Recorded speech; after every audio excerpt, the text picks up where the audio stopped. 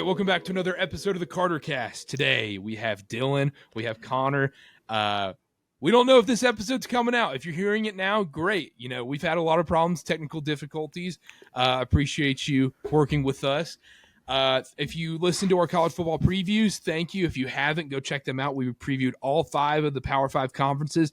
Great episodes. ACC with Josh Graham from North Carolina. Dylan, Connor, you were on a couple of them. The Pac-12 one, though. The Pac-12 one was insane. That was electric. It's a great listen.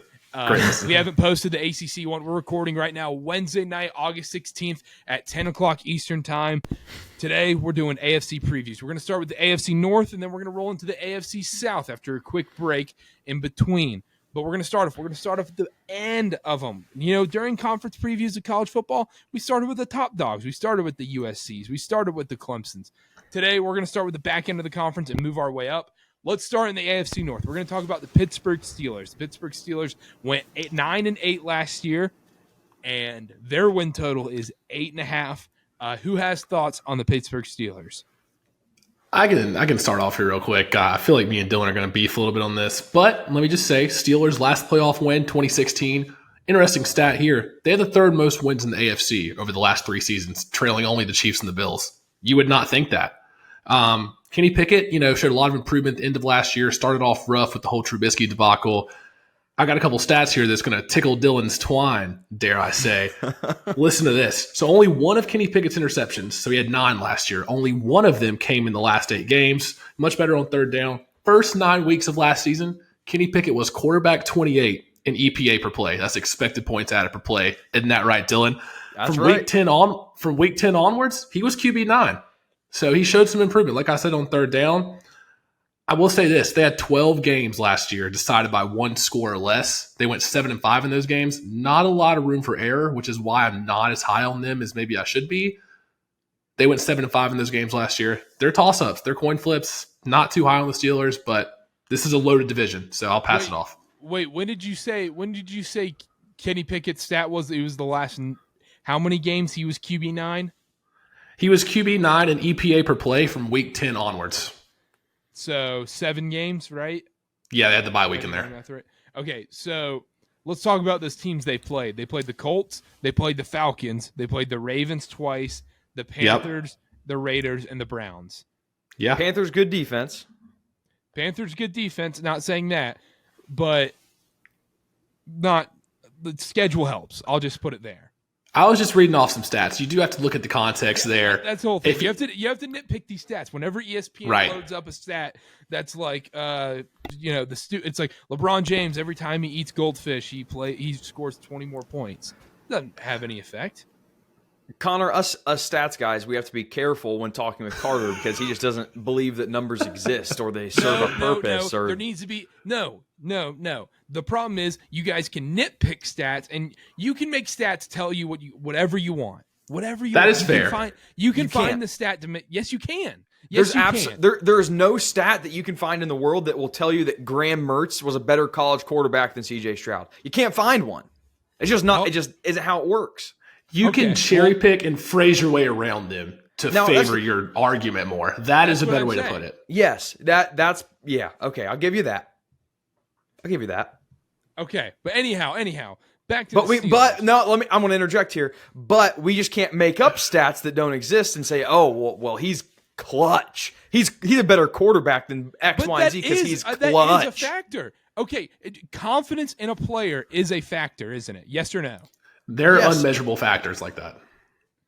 But Karter, if you're good enough, you never have to be put in those positions. You're talking about a certain instance that takes. What are you talking about? Every great player in the history of sports has been put in those positions where they need to make the big play at the end. You are a comeback. The specific instances you were talking about make a 20th of a player's career. That minute in the big game makes up a... No, it yes, doesn't. It does. How many? The 20th of a player's career. So that means all Tom Brady's end of the season drives in the playoffs.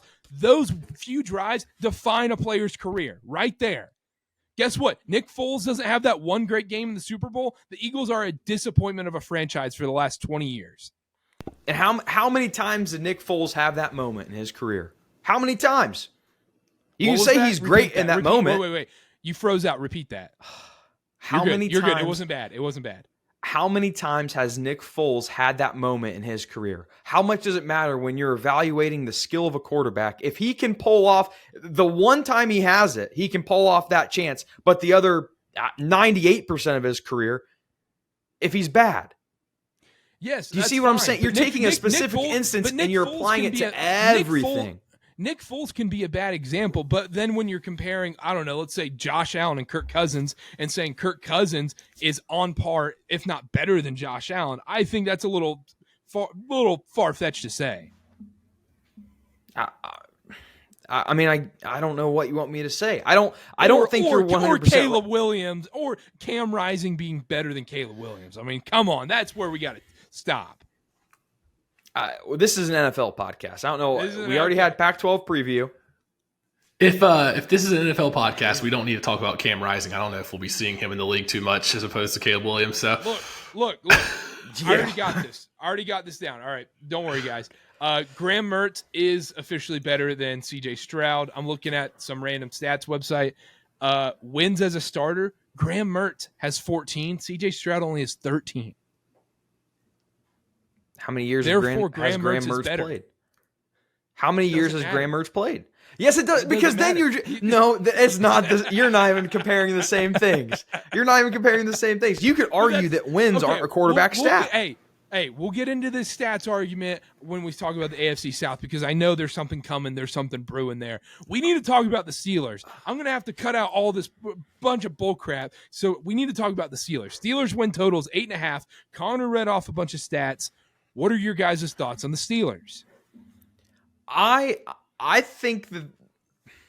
do think that Pickett's going to take a big step up this year. I think his second year in the league, he's going to do well. He has a very good supporting cast in terms of his receivers. Pickens, Deontay Johnson. I do think they're going to be last in the AFC North. Oh no, I'm seeing faces. Am I good? No, you're good. Oh, no, yeah, we're okay. You're just disagreeing with me. Yeah. Okay. Yes. Okay.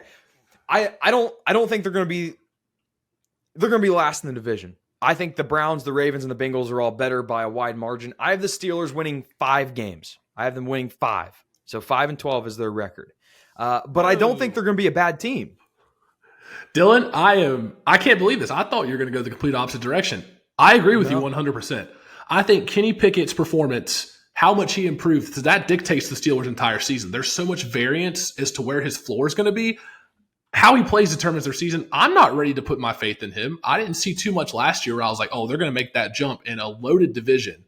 I think the Browns, the Ravens, and the Bengals are all above them. I love the win total under here. I don't know. 5 games is a little low for a Mike Tomlin coach team who hasn't been below 500 since I've been alive. So that's a little low, but I think under 8.5 is a great bet. I will say I have them where I lost them. There you go. 5-12. 5 of those games, they're in 5 of their games, whether they're wins or losses, they're either favorites or underdogs by 3 or less. So I consider those toss-ups. I would say they're somewhere from the 3 to 7 win range. I think that's fair. Wow. So you're going under fairly confidently against the Steelers 8.5. Yeah. Mm-hmm. Is there a bet? Just too good. Is there a bet that I can make that Deontay Johnson will have over 0.5 touchdowns compared to last year? Because I would like to take that number as well. I agree with you guys here. I think we kind of talked about this before we started the recording. Everybody's talking up the AFC East this year. The Jets, the Bills, the Pats. These teams, the Dolphins, these teams are going to be awesome. But the AFC North is, if not as good or better than that division. This is a brutal, brutal division. And the Steelers, rightfully so, they're picked last in this division, even though, honestly, if you put the Steelers in the NFC South or even the AFC South, they're probably winning those divisions. I was headed that direction, Karter. I was about to say the same exact thing. If you stick them in the Panthers, Falcons, Bucks, and Saints, I'm probably picking the Steelers, even as a Panthers fan this year. It just sucks they're in this division, this loaded division. They had the healthiest O-line last year. That's got to be some regression there. All 5 linemen, the same 5 linemen started every game last year. I don't know if that's going to be the case this year. There's going to be some holes to fill there. I don't know if Pickett's going to take the next step or not. I can't put my faith in that. I cannot put my faith in that. I love the under here. Yeah, it'll be. Look at that. Yeah, there you go. We got some synergy going right here, guys. It's a good start. Good start, boys. I know. Before we keep going, to explain to the audience what we're going to do, we'll put out a social graphic and everything for it as well. For all of the win totals we're doing in the NFL previews this year, we are going to go put out a graphic where it says our confidence level 1 through 4, and for each division. So 4 being our most confident, 1 being our least confident. And for the Steelers, what is your confidence level for your pick in the Steelers? And also, sorry about this, I shouldn't ask the question and then talk, but I forgot to give my pick. I'm also going Steelers under. I see 7-9. 7-9 feels right, or like 7-8-1. I feel like they're going to be in a tie. I would put, if there's a book where they can, like, I can bet the Steelers to have a tie this year. I think they have a tie. That just seems right to go 8-8-1 and get the under 8.5. But Mike Tomlin's 500 record somehow stays intact, kinda. I mean, it's not like they're not under 500. So can't you just see like a windy Week 9 game against the Browns where it finishes 24-24? Cade York misses a game-winning field goal at the end. Like, that feels right. Yeah, it does. I think that's fair. But we're all going under. Dylan, what's your confidence level? So I hate to ruin the mojo here, but because of the internet connection situation, I had to take down the Google sheet. Can you give me all 4 AFC North team win totals so I can write them down real quick? Bengals 11.5. I'll cut this part out. Okay. Bengals 11.5. Ravens 10.5. And then Browns 9.5. And Steelers 8.5. 8.5. 8.5, yeah. Excuse me. Okay. I'm going 3. Oh, wait. I say that in 3, 2, 1.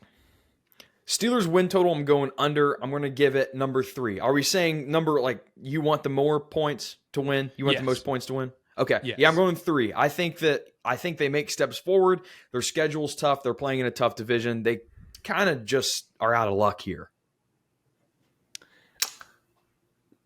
Gosh, this is a brutal one. Like, this is hard to start out with. I don't know where I'm going, Connor. I feel like this might be your most confident pick. I'm toying with this one and one other one. I think I'm going to copy Dylan here and give it a 3. Steelers are projected to have 6 new defensive starters this year. We just went over the offensive question marks. I'm not a Kenny Pickett guy. I'm on record, not a Kenny Pickett guy. Trubisky should have gotten more of a chance last year, guys. Come on. Give me the Steelers under 8.5 wins with a 3 confidence. That's going to be my second highest pick here. Okay. Okay. I'm sorry. I hate to do it. Can I make an edit? Yeah. Oh, gosh. Go 2. I'm going 2 for Steelers. Oh, wow. 2. I had to do some quick math in my head. I'm going 2 for Steelers. Okay. I'm locking that in. I'm going 3. Steelers. I'm going Steelers under 8.5. My confidence level will be I'm going to copy Dylan. I'm going to go 2 as well. I don't feel confident enough. I don't feel confident really in any of these teams' win totals in this division, if I'm going to be totally honest with you. But maybe I get talked into one. We'll see. I think you will. Anything else on the Steelers before we move on?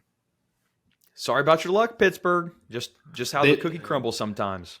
They better hope Watt stays healthy this year, because in games he didn't play last year, they were pretty god-awful, and I still think they're going to be bad. So, all right, let's talk about the Cleveland Browns. Cleveland Browns win total is 9.5. Last season, they went 7-10. Deshaun Watson will be starting the season, unlike being suspended for last season. Nick Chubb is the favorite to be the leading rusher this season on all the sports books. Browns, 9.5. I think this is the hardest one to predict. I think, you can look at the end of last season, but it's tough to tell with the rust from Deshaun Watson coming back. Mm-hmm. How much can you really judge that? He's got a full offseason going with this team and the coaches and everything. There's no more hoopla around him. We'll start with you, Connor. What about the Browns, 9.5? This is a tough number for me because, like you said, they're the most unpredictable. Watson coming off, he didn't play football 700 days in a row prior to when he came back last year. The offensive line this year returns all 5 starters. They only played 28% of snaps together last year, so a lot more consistency expected there. Nick Chubb, like you said, expected to be a bell cow back out of the backfield. Not much depth behind him, though, with Kareem Hunt's departure. 9.5 is a tough number for me, so here's what I did. I'm going to cheat a little bit.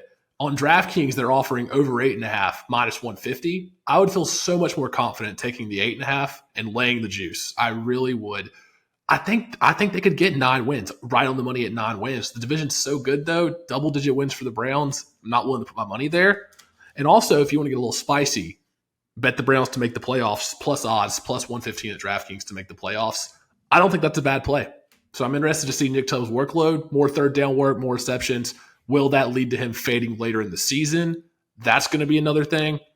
I don't know. A lot of variance here. I can't really predict it. But if I had to choose, I would say over 8.5 and take the juice. Dylan, tell me about what you think about the Browns' 9.5 win total. We talked about the strength of the division. I think they're going to finish third, but I also think they're going to take a step forward, and that's solely because you're going to have Deshaun Watson for the whole season. Even if that does come with uncertainties, it probably is a step up from Jacoby Brissett. Statistically, it is a step up. Do we want to guess how many points Deshaun Watson is worth per game compared to a league average quarterback? What's the average? Karter, you're close. I'm saying like a league average would be a quarterback that brings no value, but they don't do any hurt. Oh, okay, I see. Okay. Karter's 2.5. close. You guys are both close. It's 3. He's worth 3 points. So at the end of the last season, I had the Cleveland Browns as like pretty much an even team. They were just amongst the rest of them. But now adding those 3 points, it makes them a little stronger. I have them going 11-6. And I do think I don't want to homer here, but I really do think adding Josh Dobbs as a backup is a valuable asset because he really didn't do that bad with Tennessee last year, even though they lost the game. Mm-hmm. You have the fumble. But, I mean, he was better than Malik, and he's proven that he can at least, hang with everybody at that level. So I like the Browns. I think they're going to do better than last year, but it's really just another situation. They play in a tough division. You got to play the Ravens twice. You got to play the Bengals twice. It's just kind of a tough spot to be in. I also think, if I can go real quick, Karter, the Browns had some bad luck last year. Obviously, the whole quarterback situation wasn't great for them. You look at their defense, I got another Dylan Wilkerson stat here that he'll love. How about fumbles over expectation? They were minus 4.6 last year. Basically, that means they had the second worst fumble luck in the league. That's got to show some regression. That's got to get back. Yeah. They finished 2-6 in one-score games last year. Like we said before, those are toss-up games. They were 2-6 last year. With a full offseason under their belt, their full complement of players to start the season, I think they're better than 2-6 in one-score games this year. I don't hate them to make the playoffs, guys. I don't know. It's a loaded division. They could probably come in third, but I think they're going to take a step forward, like Dylan said. I think a very important point with all of this is the start of their season is pretty tough, man. You got to start off Cincinnati, Pittsburgh, Tennessee, and then Baltimore. You have to go 2-2. 2-2, then this season's in trouble. You can't go 1-3 or 0-3 in the division. I mean, that's really bad. The other thing is, like, there's a little tidbit, not really about the Browns per se, for fantasy purposes. If you look at their schedule, when they let's get to weeks 13, 14, 15, 16, who do they play? Those are the big fantasy time. End of the regular season, rolling into the fantasy playoffs. They play the Rams, they play the Jaguars, they play the Bears, they play the Texans. That's a great time to have a Browns player in fantasy. Just to throw it out there for all the fantasy football people out there. Would you consider Karter a great fantasy player for the Browns to have? Maybe Elijah Moore, maybe a nice little pickup there, a little waiver wire flex play, or is that more of like just a flyer by the Browns? You know me. There's a 100% chance somehow, some way, Elijah Moore ends up on my team. That's so true. It's the most like me player of all time to end up as my flex one week to get 7.1 points. With the Browns, it's a fun gamble on the Browns. It's a fun gamble on the Browns because there's so many question marks. A lot of people, I haven't seen very many people be, I think everyone's down on the Browns. So I'm actually going to go over on this win total here. I know it sounds crazy. They still went 7-10 when they kind of gave up around week 13 last year. Week 13, even when Watson came back, it was kind of a lost cause at that point. They still finished 7-10. I wouldn't bet this, so I'm going to put my confidence level at a 1 here, but I don't hate the Browns to go 9-8, 10-7. I'm with you, Karter. We're chalk to this point. I'm going 1 confidence point on the over. I think they very, very well can do it. Deshaun could come out and just be the Deshaun he was of years past, of that 2019 Texans team. And it wouldn't surprise me at all. I could see upwards of double-digit wins for the Browns this year. I'm going to keep chalk here on the board, too. I'm going 1 confidence level for Browns over 9.5 wins. Okay. Now, I'm actually going to put my money on Browns over 8.5 with the juice, but for the confidence level, I'm going 9.5 over. if Deshaun Watson can get back to 80% of what he was those last couple years in Houston, I feel good about that. One more quick player prop I already bet. Amari Cooper, 925.5 receiving yards this year. I took the over. On that. I think, he's been battling some injuries in his career, but he's always been on the field, so I like that play. I actually really like that a lot, but one issue is injuries. I just get scared with doing the yardage props in football just because I'm just like, I just don't know if you can stay healthy the entire season in football. It's a tough bet. That's fair. One bet I wanted to bring up, I may sprinkle a little of this.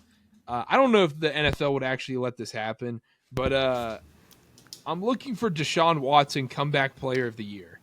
Let's say he has an MVP-like year again somehow. It's going to be hard for him not to be in that conversation, but it's DeMar Hamlin's. Well, I was going to say DeMar Hamlin could play one snap, and they're going to give it to him. DeMar Hamlin's minus 275. The funniest one on here is Calvin Ridley, 30-1. You think the NFL is going to give him an award? You think the NFL is going to give Calvin Ridley an award for betting on games? Maybe if they sign a big sportsbook deal, who knows? They sign a big sportsbook deal, and all of a sudden Calvin Ridley's glorified. Yeah, exactly. I would be more than happy to sign a big sportsbook deal, but we're all on the same page there. Browns 9.5 over. I don't like how chalky this is getting. I don't like how similar this is. We're heading in the same direction. But let's move on. Let's talk about the Baltimore Ravens now. The win total is 10.5. Last season they went 10-7. They were dealing with the Lamar Jackson contract dispute all season. Was he actually hurt? We don't know. Was he sitting out for contract purposes? Tyler Huntley played a lot. Somehow became a Pro Bowler, which completely diminished the value of the Pro Bowl. Yeah, that's ridiculous. Odell Beckham is now on the team. Zay Flowers, drafted from Boston College, is on the team. Rashad Bateman returning. Greg Roman, offensive coordinator, gone. Todd Monken, or Munkin, whatever you want to call him, from Georgia's end, from the national championship teams that he was with the Bucs with Jameis Winston all those years. Yep. 10.5 wins for the Ravens. I'll start off right now. I can't believe I'm saying this. I'm going over on the Ravens. We're all gonna have the same thing. And I don't like it, but I don't like going over on the Ravens. 10.5 is a high win total, but they went 10-7 with Tyler Huntley as their quarterback. You just can't, the Harbaughs win regular season games, man. What can you say? I can go next here, Dylan. I agree. I'm completely in agreement, Karter. I think Baltimore's offense, here's the thing. This is what I was noticing. Lamar's first couple years in the league, I feel like Greg Roman, he based the offense for Lamar like he should. Teams didn't expect that. Teams hadn't really seen that before. I feel like the last few years it's been pretty similar to what it was his first couple years in the league. All of a sudden, teams expect that. Last year on first downs, Ravens saw a loaded box 70% of their snaps, and that's 9% higher than the league average. So teams were just loading the box on first down against the Ravens. It was kind of similar to what they were doing the first few years of his career. They never really changed it up. So I love the new offensive coordinator position here. And I think OBJ, sneaky solid pickup. I think he's a sneaky solid pickup. His final 4 games with the Rams in 2021, he averaged 2.6 yards per route run. Only Tyreek Hill and Justin Jefferson had more than that for the season, so different sample size there, but pretty good stat. I don't think he's going to play the entire year. That's why, I think the Zay Flowers part of this is a bigger thing. Zay Flowers is legit, man. He's going to take NFL Red Zone on Sundays with Scott Hanson by storm. There's going to be a week 3 and all of a sudden Scott Hanson's, on there. I hope you played Zay Flowers this week. He's got 2 75-yard touchdowns, and you're going against Zay Flowers that week, of course. Dylan, talk to me about the Ravens. I'm high on him too. I have actually, okay, so bear with me here. I'm going to say this and you're going to think, wow, Dylan, that's dumb. I have the Ravens going 15-2 with 3 games with a spread, either 3 points as an underdog or 3 points as a favorite. So I'm a real tight dispersion there of 13.5 to 16.5 wins. I mean, and this is if Lamar stays healthy. 15-2? That's a lot. That's what I have. It's the number. Do you want me to show you the spreadsheet? I can send you the spreadsheet, and you can paste it right in this video. The Ravens are not going 15-2. Sure they are. I'm not saying they're going 15-2. I'm saying that there's a couple games there where the spread is going to be more or less 3 points that are a toss-up. And, of course, you're going to have teams that lose as a 7-point, 10-point favorite. That happens every year. But that is the baseline that I have set for them. And if you think that's crazy, you're really not going to like what I have for the Bengals. But Oh boy. But this is if Lamar's healthy. This is assuming that Lamar plays a full season with the additions they've made and the scheduling that they have. So that's always a question mark too. Me personally, I don't want to point fingers. I kind of think that maybe he was holding out a little bit. Maybe he wasn't completely injured, and he's likely to play this whole season because he got the contract that he wanted. And I think if he was under contract last year, and let's say he gets the same injury he had last year this year, I think he plays since he has that deal. I think he would play through that this year. I'd really do. The most interesting thing to me is the running back room. I mean, do we trust J.K. Dobbins, Gus the Bus, Justice Hill? Do we trust them? I just don't know. Because J.K. Dobbins, I just can't get behind him. Like, if you look up some of the numbers, it's pretty good. He's pretty efficient, but I don't know. Just at the eye test. I don't know what the deal is with his contract dispute, too. All the running backs and their freaking contract disputes. One thing I'll talk about on the Ravens schedule here that I'm looking at, it's interesting that they don't really have like a easy stretch of games. Usually, like a lot of these teams, they have like this 3-game stretch should all 3 be wins. But you look at like Houston win, Bengals, tough game, Colts win, Cleveland, kind of a tough game, and then Pittsburgh, kind of a tough game, then Tennessee, kind of a tough game, Detroit, tough game, Arizona win, and then it keeps going on and on. Maybe that's just the division part of this, but they really don't have an easy stretch. I mean, 15-2, model schmodel, but I do like over 10.5. And guess what, Dylan? I don't know what your confidence level is, but this is a 4 for me. I'm going 4. This is my most confident play in this division. Ravens over 10.5 wins. I just trust the coaching staff. 10-7 last year with everything that went on, and they bring everybody back healthy and everything's ready to roll with new weapons. How are they not going to win one more game? They're easily 1 win better. Well, these are the best weapons Lamar's had. So there's no more excuses for him to not have guys on the outside to give it to. Like this is it. This is the year. And a new fresh change at offensive coordinator. Right. They were 30th in red zone offense efficiency last season. So I think they're going to push the pace more and really just do something different we haven't really seen with him. Yeah, certain Ravens fans in our lives will be very happy to hear that. But Dylan, what's your confidence level here? Well, obviously I'm going over, and this is 4. This is 4 for me. I'm going 4 with the Ravens over here. Oh, man. Lamar gets it done. We are on the same page. I'm also going 4 here with the Ravens over 10.5 way. wins. I had it down before. As soon as Karter said that, this is my most confident play. This is going to be the dumbest social graphic of all time. I know. This is going to be, wow, these guys got together and did the same thing. Defense is a little scary, but Dylan, noted Michigan man, David Ojabo, first-round pick last year, only played 23 snaps. He's back this year, back healthy. He's going to be a beast. Yep. Ojabo was awesome. I think Ravens over 10.5 is a great bet. 4 confidence for me. And let me give you a spicy bet here. Let me give you a little bonus bet. You go on DraftKings. The Ravens are plus 340 to be the Bengals' first loss. And they play in week 2.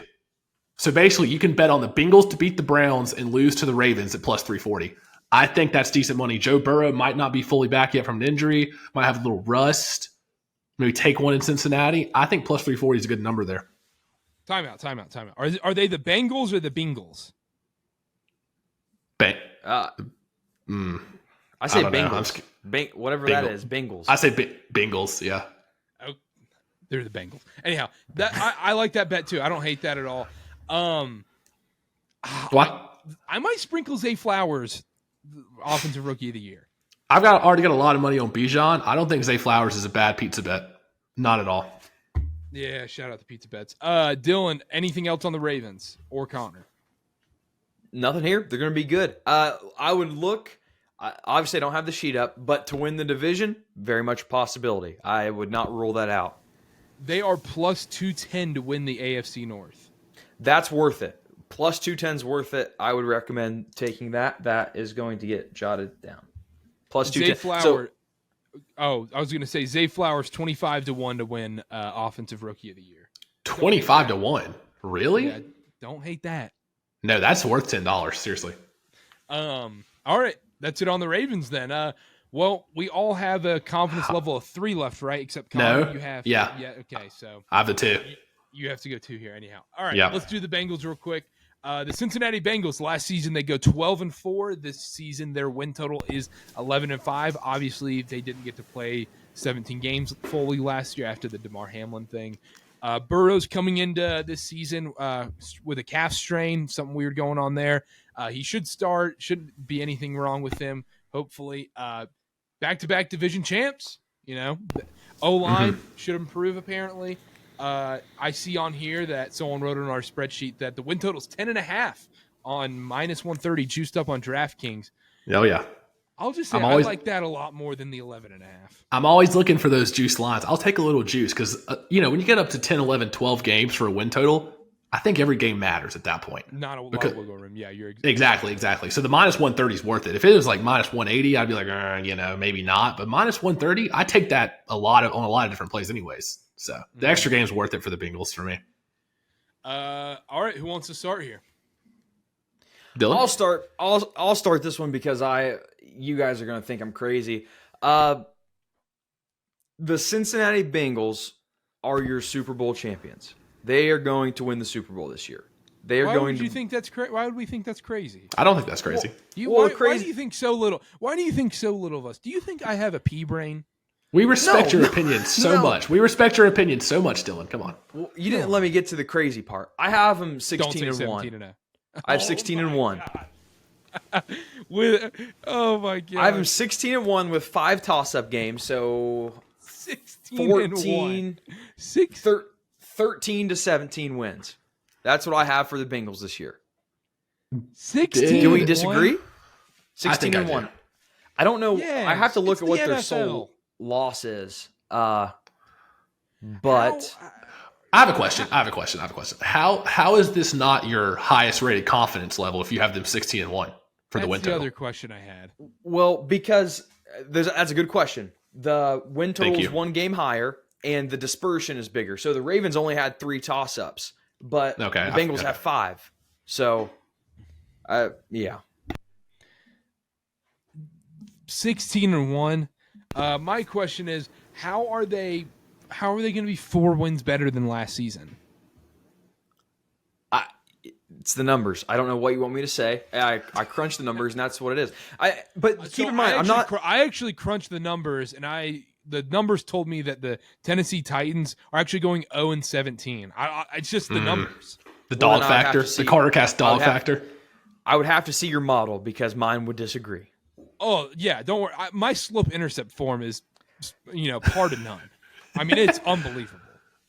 Don't make him get out the bell-shaped curve. Yeah. Don't get out the bell-shaped curve. But crying out loud. The women of this podcast are fuming right now. In all seriousness, I'm not really saying they're going to be 4 games better because I say 16-1, but you have that wiggle room. Realistically, 13 wins is in the cards here. But they're a good team, and Joe Burrow's going to be back. He's going to be healthy. The injury that he sustained is not a big deal, or at least not as big as what everybody's making it out to be. So, go ahead. But one thing that my problem with the win total with the Bengals right now is the division got better than last year. Last year, the Ravens were not a very good team. Yes, they were 10-7, but it wasn't. You didn't feel like they were a real 10-7. You're not quaking in your boots at Tyler Huntley.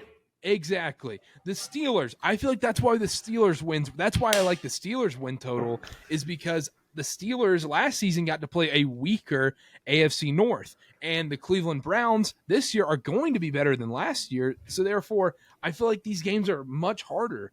And 16-1, I think, is just absolutely crazy, obviously. But am I crazy to say 11-6?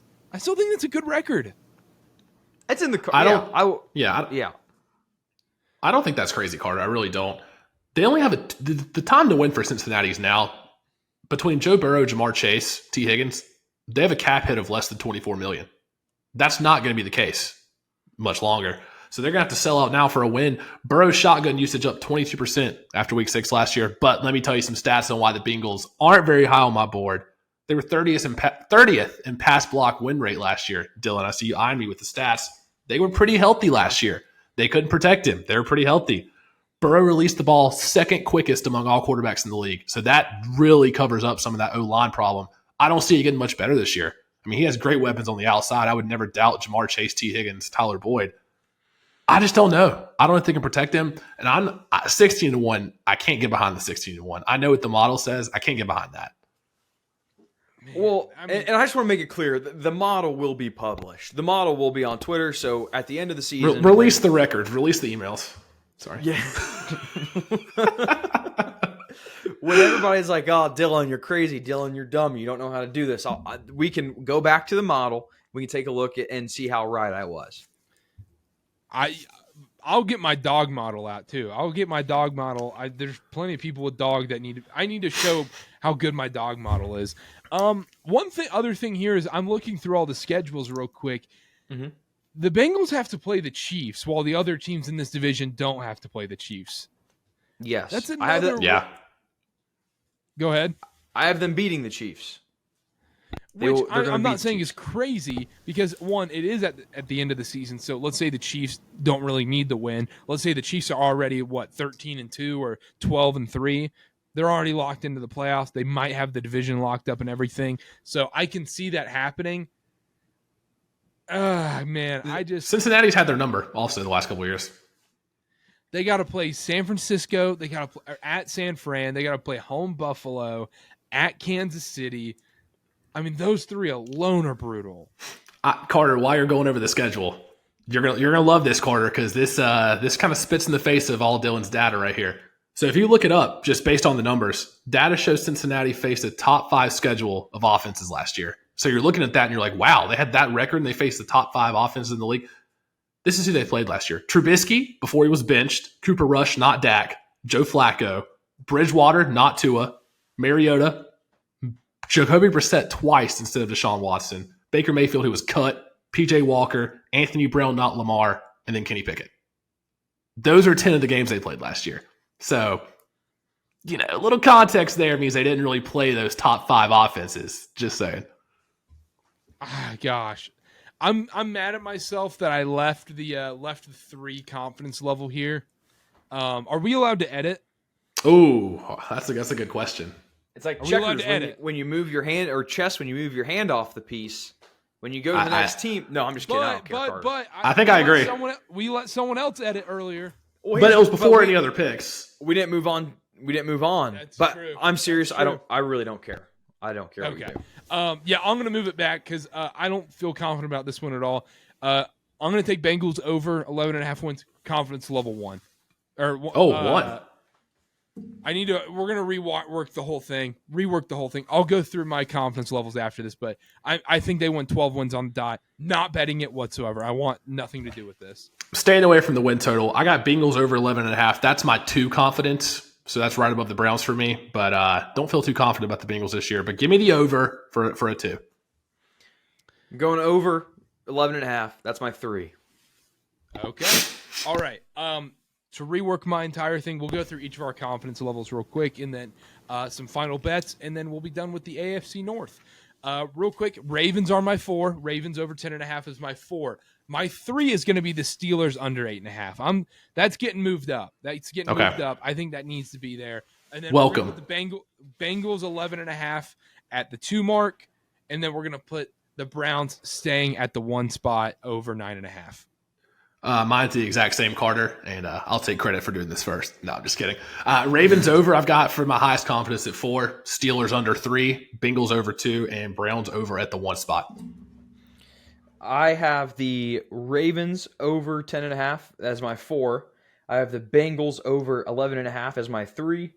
The Steelers under 8.5 as my 2. And the Browns over 9.5 as my 1. Okay. Any other bets we like in here? We got the odds to win the AFC North. Bengals plus 150, Ravens plus 210, Browns 4-1, and then Steelers plus 470. So if you bet $10, you win $47. Odds to win the AFC total: Bengals plus 550, Ravens plus 900, Cleveland Browns 18-1, Steelers 25-1, and then odds to win the Super Bowl: Bengals 10-1, Ravens 18-1, Browns 30-1, Steelers 45-1. I have one bonus bet. You can parlay on FanDuel the Bengals and the Ravens to both make the playoffs plus 114. So you can get plus money on both of them to make the playoffs. And if you want to add the Cleveland Browns to that, if you think 3 of these teams are getting into the playoffs, that moves it up to plus 353. Wouldn't advise that. That's kind of a long shot. But Ravens, Bengals both to make the playoffs plus 114. Love that. Yeah, add that to my card. I'm going to go the Bengals are going to win the Super Bowl. So if you're in a state that has sports betting, FanDuel's running a promo. You bet $50 on a team to win the Super Bowl. You get a $5 bonus bet for every regular season game they win. The Bengals are the team that I'm going to use for that. However, I'm going to take the Ravens to win the division at plus 210. That's an implied, 33% chance that they're going to win the division. And realistically, their chances are higher than that. I would give them about 40-45. So I do think the Bengals are obviously more likely, but you're getting a little bit more value on the Ravens giving the possible outcomes. Dylan, I actually just did that same promo yesterday and used the money for the Bengals. So we're on the same wavelength here. We're on the same wavelength. Look at us. Karter cast boys. I think I'm going to do the same. That's a great, it's perfect. That's a great bet. Because they're going to win at least 10 games, so you get your money back. Yeah, or you lose like $5. Yeah, exactly. Last one. Steelers to miss the playoffs minus 155. Don't hate that. Yeah, it's just a little juice. It's juicy. It's juicy. I'm not going to take it because Mike Tomlin terrifies me, but if anybody out there really doesn't believe in the Steelers, it's not that bad. And then, like I said, I'm sprinkling Zay Flowers win offensive rookie of the year 25-1. All right, that's it for the AFC North. We'll take a quick break, and then we'll be back for the AFC South. All right, let's start in the AFC South now. Cue the Brian promo right here. There is just no division shittier to watch, shittier to talk about than the AFC South. And it's so ironic because in the South, it's like that's where football is the most college football. College football. Yeah, college football for sure. But I'm saying in general, like high school football, college football, it all matters. Like, and it's just the fucking worst. Like I'm grossed out by their colors, I'm grossed out by the teams. Like Davis Mills has a long neck. Like everything. Doug Peterson wears stupid visors. Like I fucking hate Shad Khan's mustache. Like I fucking hate it all. I hate the AFC South. I hate talking about the AFC South. I don't like Jim Irsay. I don't like Lucas Stadium. I don't know anything else about Indianapolis. Who else is on that stupid? Houston's too hot. That's it. That's all I got for you.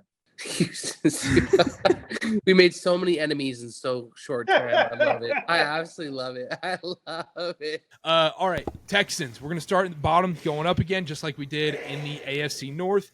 Real quick, the odds to win this division, the Jaguars are massive favorites at minus 155. Titans plus 310. Colts plus 550. And the Texans are 10-1. So $10 bet wins you $100 if you like the Texans to win this division. Let's start off in Houston. The Houston Texans win total is 6.5. CJ Stroud, quarterback, drafted number 2 overall from the Ohio State University. Dylan, fellow Buckeye for you.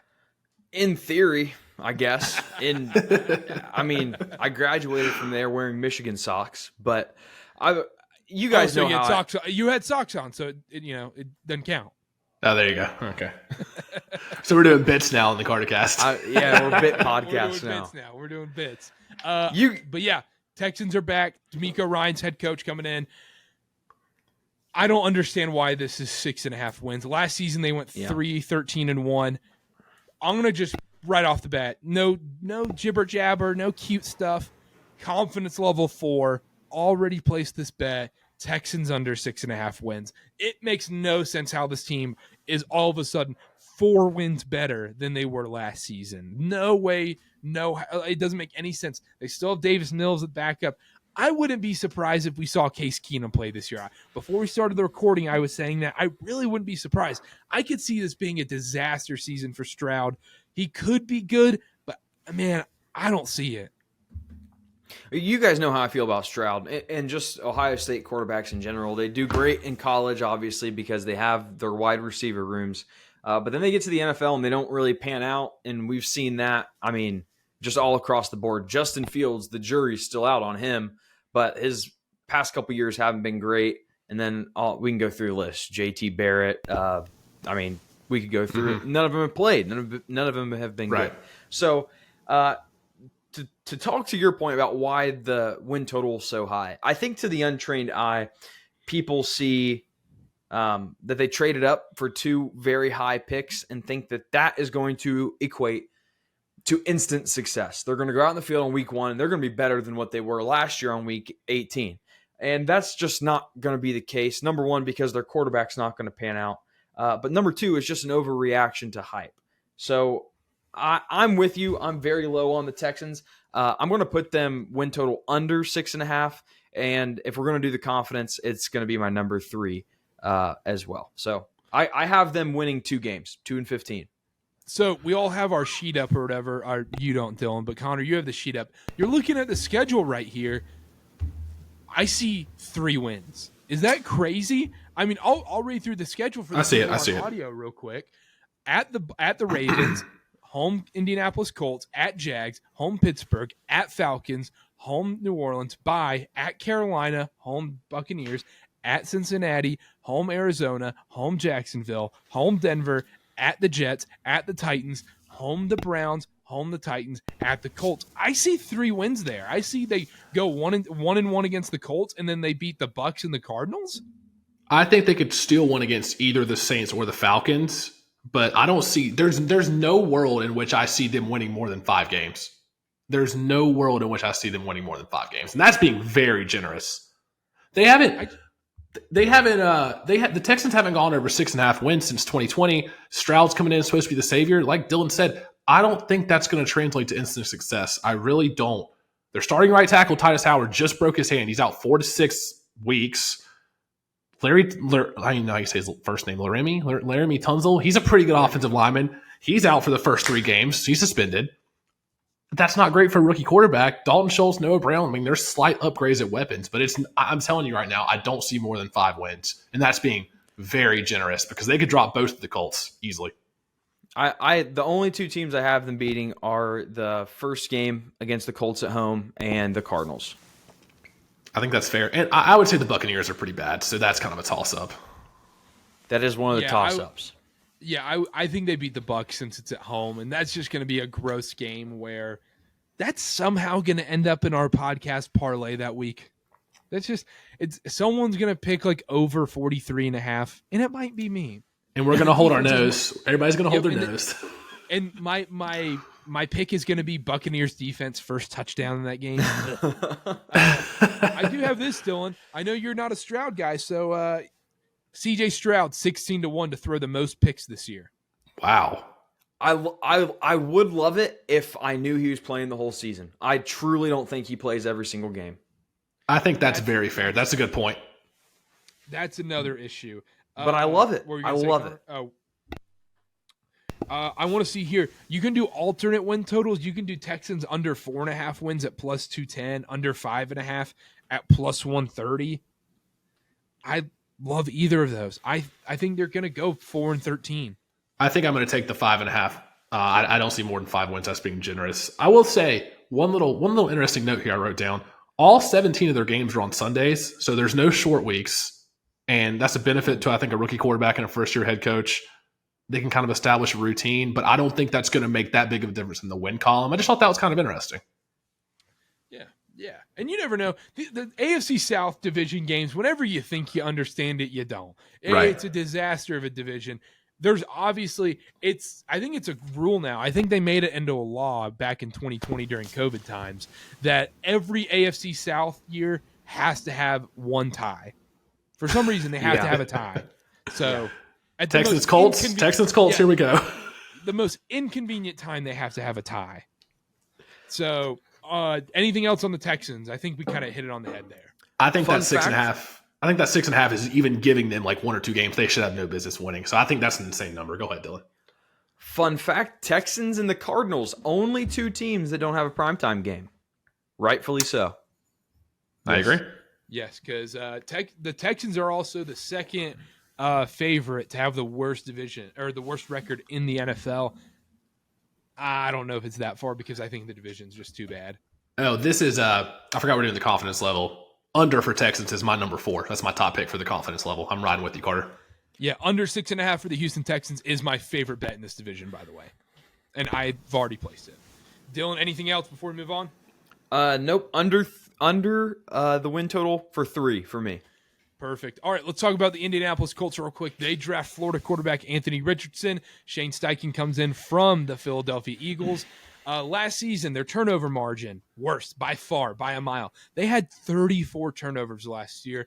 I know that's not indicative of this year since it's a whole new regime, whole new quarterback. Everything's very different. Jonathan Taylor contract dispute going on.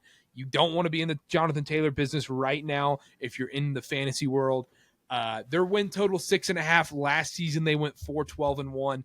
Dylan, I'm going to start with you. Where do you have the Colts right here? The Colts are the worst team in football. They will finish with the worst record. Anthony Richardson, I think, is immensely talented. Obviously can move. Passing, his college numbers aren't great. I have them winning one game. That's their home game against the Houston Texans, and they only have 4 toss-ups. So their window for success, even really max, puts them at 5 wins, and that's if they win every toss-up. They're not going to be good. They're just not going to be. So as far as the confidence goes, they are my number 4 for the under. I think they're going to be very bad. They're going to be worse than the Texans. Wow. I have them under as well. I think this is you mentioned like Anthony Richardson. He's an electric factory. He's so fun to watch. Yes. If you watch any Florida game, you're like, this guy's awesome. You're like, all of a sudden you see 2 amazing throws and an amazing run, and then all of a sudden you would see the dumbest throw you would ever see on a college football field in your life. It would be a pick 6 on a wide open slant route. It's that bad. It's so hit or miss with him, and that's what he is at quarterback. He's going to be hit or miss. It's going to be a lot like Cam Newton rookie year or Justin Fields rookie year. It's not going to be pretty early. It's not going to be pretty that first year. They're not going to win a lot of games. I'm going under as well. I'm going to put this at the 2 category. I think they go 5-12. The reason I wouldn't go super confident on this one is I don't think Anthony Richardson starts every game this year, and Gardner Minshew is going to be a guy that comes in and screws some cover bets. So That's why Gardner Minshew coming in, back up. He was with Shane Steichen in Philly. I don't want anything to deal with that. So it's a 2, but yes, Colts under 6.5 for me as well. I'm going to make an interesting comparison here. If you watch the cast, you know that I'm a big NBA guy. I think we're going to see flashes from Anthony Richardson this year. I think there's going to be some jaw-dropping plays where it's like, wow, this kid might have it. He might be the future of the Colts. They could be contending for the division for the playoffs in 3-4 years. And that's fair. I think it's going to be a little bit like Victor Wembanyama to an extent where it's like, oh my gosh, I can't believe he just made that block. How did he rotate all the way over from the 3-point line to the opposite block? How did he make that play? How did he get that dunk? Whatever. But it's not going to translate to winning for the Spurs right away. I think it's going to be pretty similar in Indianapolis here in the National Football League. They're 2-5-1 their last 8 seasons in their win total. I'm also taking the under 6.5 here, and I'm going to put that as my 3 confidence. I think Texans and Colts are both flying under. The reason I'm putting the Colts as 3 is because I think Richardson has a better supporting cast, maybe a better defense, I would say, as well. Offensive line as well, exactly. And I'm just curious to see in his rookie year, can he be accurate enough as a passer to make teams respect him? How much play action are we going to see? How much Jonathan Taylor are we going to see with the whole dispute? I don't know, man. I think they're soaring under 6.5. I would put him at the 3 confidence level. One quick stat I wanted to say, this kind of shocked me. The Colts have won 10 or more games and made the playoffs in each of the first seasons under a new head coach, the last 4 times they've hired a new head coach. I don't think that's happening this year, but that is a crazy stat. But when they had those head coaches, they had Peyton Manning and Andrew Luck. And who was right, but to 10 wins in the playoffs, the last 4 head coaches' first seasons, that's kind of a crazy stat. I wouldn't expect that. I don't think that's happening this year. But no, I don't either. But you can do Anthony Richardson to throw 30-plus passing touchdowns in the regular season, 20-1, Dylan. How do you like that? What? I'm sorry. Say it again. I zoned out. What was it? 30-plus passing touchdowns, 20-1. No. That's the dumbest bet I've ever heard. That's very close. Yes. Almost as dumb as tails in the Super Bowl. No. Oh, no. Those are fighting. All right. I was going to say some mean stuff. Bring it back. You know, yoga with Adrian, as we like to say. meditate. Anthony Richardson to score 10-plus rushing touchdowns isn't the worst thing, though, 5 to 1. No. Well, teams are going to load the box against them, and he's going to have to roll out. Yeah. Another quick He's stat I gonna be wrote just down. running for his life. Richardson had the lowest pressure to sack rate of any quarterback taken in the first round. That could mask a little bit of the bad O-line, lead to some more scrambles. I think his rushing touchdowns is a fine play because young quarterbacks, when they don't have anything, his first instinct especially is going to be to just turn tail and run outside that pocket. So I don't hate that. He's also huge, fast, can run. And the Colts O-line, solid offensive line, but they had so many turnovers last year, and I don't think that changes. I don't think that changes at all. I'm going 5-12 for the Colts, confident level 2. Connor, Dylan, repeat your confidence levels, and then we'll move on. I've got Oh, please. No, Michigan in first. Dylan, please. Under 6.5, it's number 4. I love it. Love it, love it, love it. Under 6.5 is going to be number 3 for me, right below the Texans. There we go. All right, let's move on to someone wearing a Julio Jones jersey here. The Tennessee Titans, Dylan's Tennessee Titans, rather. Last season, they go 7-10, win total 7.5. They draft Will Levis from Kentucky, very contentious pick right here. And they also have Malik Willis from last year's draft from Liberty, and they still have Ryan Tannehill. So, if you know me, I'm a Panthers fan. This feels very similar to a Panthers situation. I'll just say that. Well, can you elaborate for those of us that don't follow? Yes. Well, you're missing out, first of all. Ryan Tannehill might as well be Baker Mayfield. Will Levis might as well be Sam Darnold. And Malik Willis might as well be P.J. Walker. It's quite similar. Wow. I didn't even think about that. I don't know. Tannehill still got some gas left in him. When he's not injured, he plays fine football. Yeah. But when is he not injured? 2021, I don't think he went down with an injury. 2020, he didn't. 2021, they were the number 1 seed in the AFC. Even when he's healthy, though, he's clearly on the decline. But anyhow, let's let Dylan start. This is your Tennessee Titans. You have it. What do you hear? What do you have here? Historically, I've been very optimistic about my teams, right? And for the most part, I've been right. Other than last year with the Titans, Michigan, Tennessee, and that's a very good feeling. I would love to say that the Titans are going to win the division, that they're going to come out looking so much better with the quarterbacks they have. Tannehill's going to be healthy. I can't. I have them going 7-10. 6 of those are toss-ups, so I'm going either like anywhere from 4 to 10 wins. I want them to be good. I think the Skoronski draft was great. Henry had so much trouble running to the left side of his line last year, and he's going to bridge that gap. Skoronski is. But the pass game is going to be what's the problem. We have a new offensive coordinator, so that's something that looks up. Our previous one was not very good. I do put a lot of stock in Vrabel. I think Vrabel's a very good coach. He can rally the troops, and that's something that is valuable. So I'm going to go win total under, as much as I hate to do it, just because I have them winning 7 games on average. It's a 7.5. It really could go either way. I'm hoping that it just trends towards the positive side.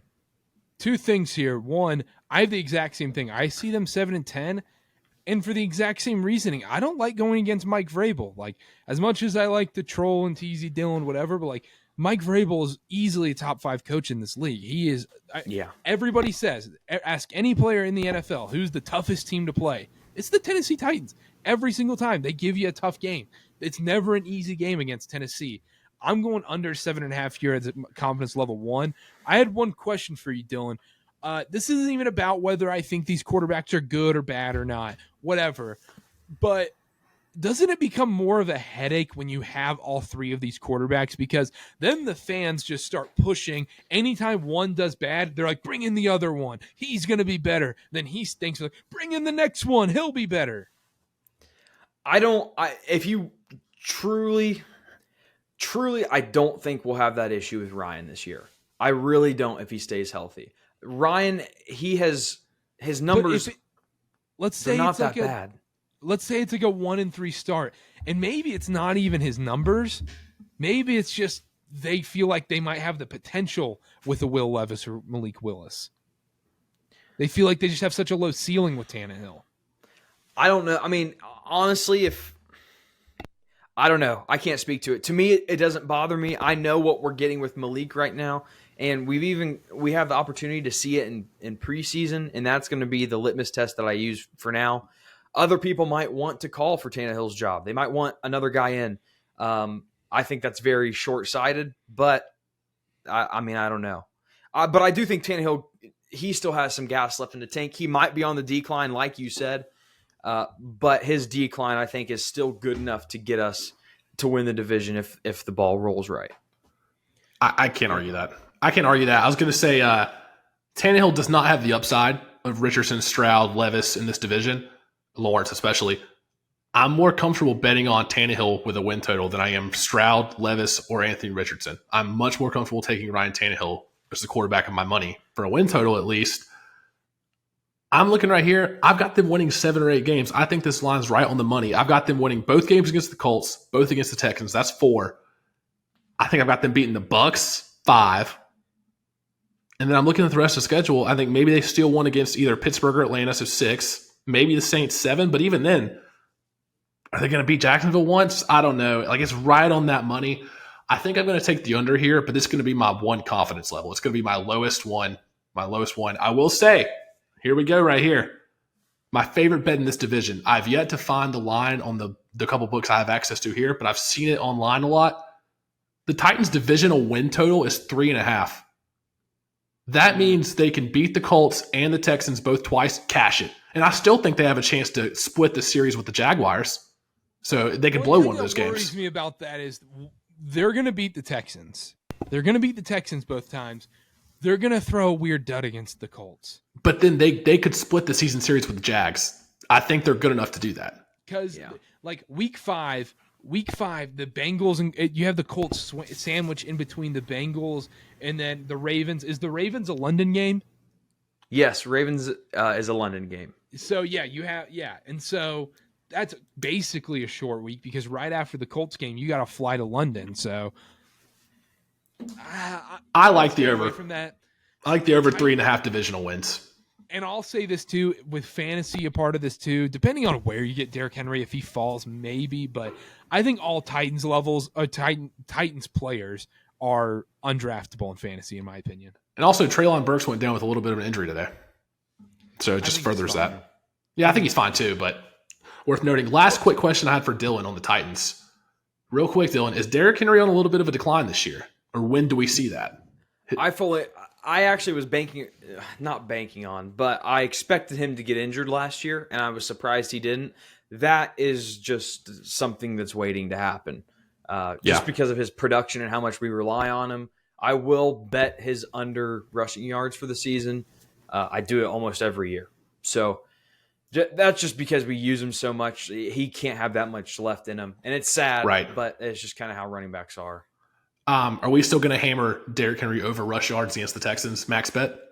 Every single time. I am praying that the editor gives me those games again because that's just the easiest thing ever.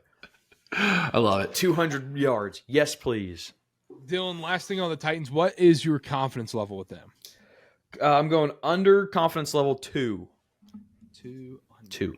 Okay, perfect. And then real quick, just remind me, just so I have it written down here, what was your confidence levels for the Colts and Texans? For me, I had the Colts under as a 4, and I had the Texans under as a 3. Perfect, Connor. I had the Texans under as my number 4, and the Colts under as my number 3, and then Titans under as my number 1. Okay. So 3 unders so far. We pretty bad division, man. Perfect. All right. The top team we get to talk about. I feel like this one could be interesting here on the cast here. The Jacksonville Jaguars. They are minus 155 to win the AFC South. Their win total 9.5 wins. Last season they went 9-8. When they made the playoffs, had that insane comeback against the Chargers, and then they had a chance to beat the Chiefs against Chad Henne and a very injured Patrick Mahomes. But wasn't able to get it done. Dylan, Covered. I'll let you start. They did cover. That was a great cover. I'll let you start off with the Jacksonville Jaguars. Yeah. Obviously, Trevor Lawrence took a big step up. I am a little bit higher on the Jaguars than I would like to admit. I have them winning 11 games, but their dispersion is pretty wide. They have 7 toss-ups. So that's really, you're looking at anywhere from 7.5 to 14.5, which is obviously a very big window. It kind of restricts you on where you can predict that they go. I am going to take the win total over for the sake of the competition. It's going to be 1. Trevor Lawrence has shown that he has improved over time, and I think they're obviously the clear favorite to win the division. But that dispersion is just so big for me. The fact that they could either win 7.5 and not win the division or go 13-14, I don't know. It's tough for me. But I do think that they're obviously the favorite for a reason. They're the best team talent-wise in the AFC South, as much as I hate to say it. I agree with that. I would say if you're going to bet on the Jaguars, which I don't really advise, I think it'd always be smarter just to bet them to win the division than it would be to bet their win total, just because they could go 9-8 or 8-9 and still win this division. I know it's juiced right now, minus 150, minus 155. I think that's a better play than their win total. I really do. This division's that bad. They can win 8 games and win the division. I think Trevor Lawrence can take that next step as a quarterback. I've got their over for the sake of the competition. I got their over win total as my number 2 confidence level.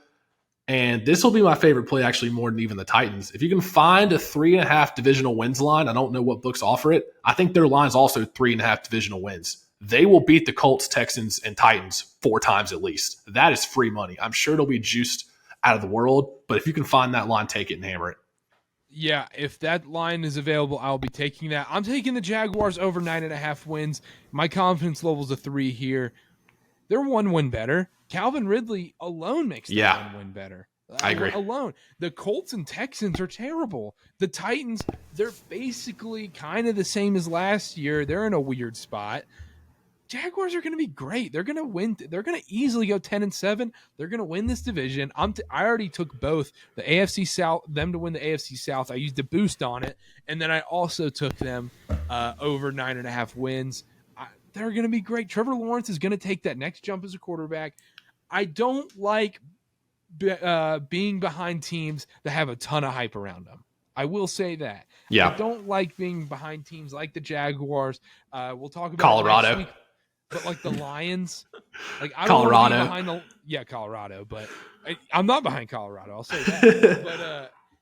But the Lions, like the Lions are the most sexy team in the league right now, and I don't want to be a part of that. Jaguars are in that camp too, so that's what scares me. But I do have their win total and everything. I just think that the division's not good enough. They also get to play the NFC South. They'll probably go 3-1 against the NFC South. Exactly. And one thing about the Jags, they lost their best O-lineman, Juwan Taylor, signed in Kansas City, 4 years, $80 million. Bag alert. And other starting O-lineman, Cam Robinson's missing the first 4 games. But if you look at their first 4 games, they're going to go 3-1 in that no matter if he's playing or not. They're losing to the Chiefs, and they're probably going to win the other 3. So not as big of a loss as you would think. They also have back-to-back London games. That's a home game for them, I would say. Dylan and I were having this debate earlier. Is that an advantage or a disadvantage?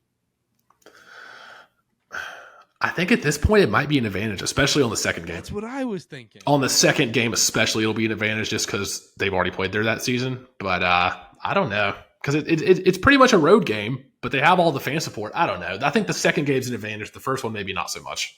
But the first one's against the Falcons. They played in London, right? Yeah, they've played in London, sure, but I don't know. The Falcons. I don't think it's that big of an advantage. Second game, I think so, just because they've already been there. Yeah, the final decision that I made, I gave the Jaguars a 1.5 disadvantage on their second game in London. I think it's a disadvantage, but we'll see. Okay. That's numbers for you, baby. But yeah, I have Jaguars over 9.5 wins. Like I said before, Calvin Ridley coming here. I mean, their weapons, Christian Kirk, Zay Jones, Calvin Ridley, that's a legit wide receiving group. I mean, that's awesome. I agree. I think Ridley's going to have a great year. Travis Etienne, too. The O-line's just got to be better. It's the same story as the Jets. The O-line's got to be better. That's all this matters. That's all that matters with the Jaguars. That's if they can make a playoff run. Even regardless, even the O-line's the same, they're going to go 10-7. I'm telling you, they could win this division with 8 wins. Yeah, I took both. I think both are great bets. Trevor Lawrence is easily the best quarterback in this division. I'll just say that. Dylan? I was fired up. It's way too late for me now. I don't know if I can do it, but I will say, it's Pac-12 after dark right now. Come on. Yeah, I'm. This is preseason for us too. I'm still getting into the whole. It's August. Yeah, but I would disagree with that, and we talked about it. It's none of the stats would show it, but if you want to spew disinformation, guess who's got dog? Guess who's got dog? Trevor Lawrence. Guess who don't got dog? Tannehill. Tannehill's got dog. Are you serious? He just Tannehill gets does injured. not have dog. I think Tannehill is the least dog quarterback in the NFL. There's a little sprinkle of dog. There's a little sprinkle. Really? No. You better hope he doesn't show you what that dog looks like. That's all I got to say. Oh, Did you say dong or dog? Karter cast after dark. Yeah, this is you have to have Karter Cast Plus to be watching by this point. Be careful making that graphic. Yeah. Exactly. Real quick with like Ryan Tannehill and everything. Is there any chance the Titans can win this division outside of an injury? Yes, I do. I don't think so. Actually, one of the bets I am going to take is the Titans to win the division at plus 310. That's implying about a 25% chance that the Titans will win the division. And really, it's a toss-up between the Titans and the Jaguars, in my opinion. I think when you're looking at how many games they're going to win and then how many of those games are going to be close, there really isn't that big of a difference. I would say the Titans probably have somewhere close to a 30-35% chance of winning the division. At this price, you're getting 25%. So I think Jacksonville wins it. That's probably more likely. But for betting purposes, I think you are getting a bit of an edge on the Titans to win the division. I agree with that. Perfect. All right. Last thing on this. What quarterback in the league has the least amount of dog in him that actually plays? Man, this can that's a get good cut question. out. Sam Darnold will be my answer, but he's not starting this year. But I think Sam Darnold's a great answer. I think Baker has the most fake amount of dog in him. I think that's fair. As opposed to like dog he thinks he has and like actual dog within him. Yes. I think the biggest disparity is Baker. I 100% agree. Because Dak at least Prescott's up there. Dak Prescott might be it. Well, at least Sam Darnold admitted to seeing ghosts, so he's not fooling anybody. I think Dak's a great answer. Yeah, Sam Darnold. I had mono once. Sam Darnold had mono once. You know, Eskimo brothers in that way. There's a reason his career's over. You know, that's why I'm not on the football field right now. That's why I'm not starting quarterback for the Carolina Panthers, because I got mono once. That's why. So of course, I have a little soft spot for him. But anyhow, all right. Odds win the AFC: Jacksonville Jaguars 14-1, Titans 40-1, Colts 65-1, Texans 85-1. If you bet the Texans to win the AFC, please call the hotline 1-800-GAMBLER. Odds to win the Super Bowl: Jaguars 28-1, Titans 60-1. I'm not even going to read the other ones because you shouldn't bet them. They don't exist. Yeah, they shouldn't exist. They should be taken off books. That's stealing money. Do we like any other bets in here, or is that it? I agree with Dylan about the price for the division. I think the Jaguars is a little steep. I'm still going to bet it just because I think they win the division. So I'm going to take the juice and bet it. The last thing I'll just say, over 3.5 divisional wins. If you find that line for the Jaguars, take it. I think that's free money. Other than that, it's about all I got. Okay, quick recap real quick. Confidence levels. Dylan, run through yours, and then Connor, and then me. Jacksonville over 9.5 wins is 1. Tennessee under 7.5 wins is 2. Houston Texans under 6.5 wins is 3. The Colts under 6.5 wins is 4. Connor. I've got Titans under number 1, Jags over number 2, Colts under number 3, and then my favorite pick, Texans under, will be number 4. All right, pretty similar here. I have the Titans under, level 1. I have the Colts under as a 2, Jaguars over as a 3, and then the Texans as my favorite one we've talked about on this episode today as my 4. But that'll do it from us. Thank you for listening to the AFC North and South preview. We're back. Latitude. Wait, we're longitude back. Or latitude? I'm out. I'm missing here. Longitude. Yeah, so this is the Longitude AFC preview. North and South, thank you so much for listening. Make sure to follow us all on social media, at CarterCast on everything. Subscribe to the YouTube. Just click that subscribe button right there. I know you're watching on YouTube right now. Click that subscribe button right now. Go click it right now. We're almost to 500 subs. Let's get to 1K here very, very soon. Thank you so much for listening. We'll be back. We're going to be back this whole time. We're going to do NFC. We'll close out later this week. You're probably listening right now on a Monday morning or on your way to work, and you're like, oh, this was awesome. AFC East and West coming out on Thursday, and then we're going to have NFC North and South on Monday, NFC East and West the following Thursday. So there we go. We're going to be back. We got college football week 1 coming up. We've got NFL week 1 coming up. We got so much stuff going on. We're going to have so much planned. A lot of CarterCast bets on the here. I can't wait for our segment that we talked about in the Twitter group chat the other day. I can't wait. But we'll be back next time. Thank you guys so much for listening, and we'll see you all next time.